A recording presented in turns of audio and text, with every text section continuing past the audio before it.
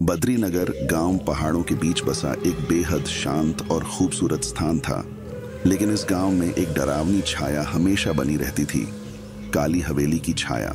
गांव के बुजुर्ग कहते थे कि उस हवेली में कभी ठाकुर वीर बहादुर सिंह रहा करते थे, जिनकी रहस्यमय मौत के बाद हवेली में अजीब अजीब घटनाएं होने लगी थीं। लोग कहते थे रात के तीसरे पहर वहां से चीखने की आवाजें आती हैं, खिड़कियों पर अपने आप दस्तक होती है और कभी कभी चमकती आंखें अंधेरे में झांकती हैं। गांव के बच्चे अक्सर हवेली की डरावनी कहानियां सुनते सुनते बड़े होते थे, लेकिन कोई भी सच्चाई जानने की हिम्मत नहीं करता था।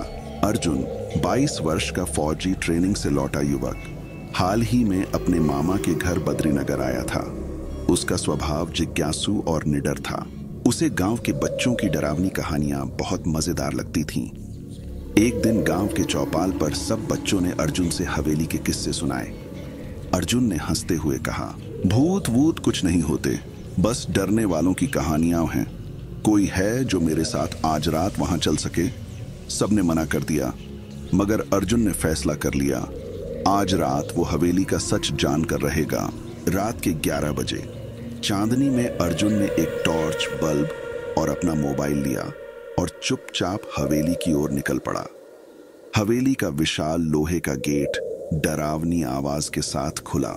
अंदर घुसते ही ठंडी हवा और गंध ने उसका स्वागत किया। हवेली के गलियारे में अंधेरा, हर जगह जाले, टूटे फर्नीचर और दीवारों पर अजीब सी छायाएं थीं। जैसे ही वह मुख्य हॉल में पहुंचा, अचानक उसे फर्श पर एक हल्की सी परछाई नजर आई, जो तेजी से सीढ़ियों से ऊपर चली गई। अर्जुन ने भी हिम्मत करके सीढ़ियां चढ़ना शुरू किया। ऊपर जाते ही एक कमरे के पास से तेज खुशबू आई, जैसे किसी ने अभी अभी अगरबत्ती जलाई हो। अर्जुन ने धीरे धीरे दरवाजा खोला। कमरे में एक पुरानी तस्वीर थी, वीर बहादुर सिंह की, जिनकी आंखें अंधेरे में चमक रही थीं। टेबल पर एक डायरी रखी थी। अर्जुन ने डरते डरते डायरी खोली। उसमें लिखा था, 30 मार्च 1951, आज रात कुछ अजीब हुआ। हवेली में बच्चों की चीखें आ रही हैं और मेरी पत्नी लक्ष्मी बार बार कह रही है कि किसी की आत्मा यहां भटक रही है। मैंने उसे समझाया, मगर उसका चेहरा पीला पड़ गया है। हवा में अजीब सी गंध है और हर रात कोई खिड़की पर दस्तक देता है। डायरी पढ़ते पढ़ते अर्जुन को लगा जैसे कोई उसके पीछे खड़ा है। उसने पलटकर देखा। कमरे के कोने में वही बूढ़ी औरत बैठी थी, जो दीवार की तरफ मुंह किए गुनगुना रही थी।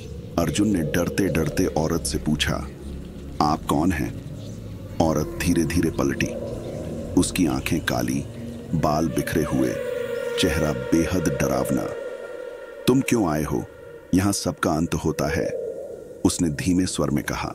अर्जुन ने घबराकर मोबाइल निकाला, मगर उसमें सिग्नल नहीं था। तभी खिड़की अपने आप खुल गई और एक ठंडी तेज हवा कमरे में भर गई। एक पल के लिए अर्जुन को लगा वो हवेली की दीवारों में अजीब अजीब चेहरे देख सकता है, जैसे कोई मदद के लिए पुकार रहा हो। अर्जुन को एक झटका सा लगा और अचानक उसे महसूस हुआ जैसे वह 1951 में पहुंच गया है। हवेली में पार्टी चल रही है, लोग नाच रहे हैं, गीत बज रहे हैं। तभी एक बच्चे की चीख सुनाई देती है। सब भागते हुए ऊपर जाते हैं, जहां ठाकुर साहब का बेटा छोटू बेहोश पड़ा होता है।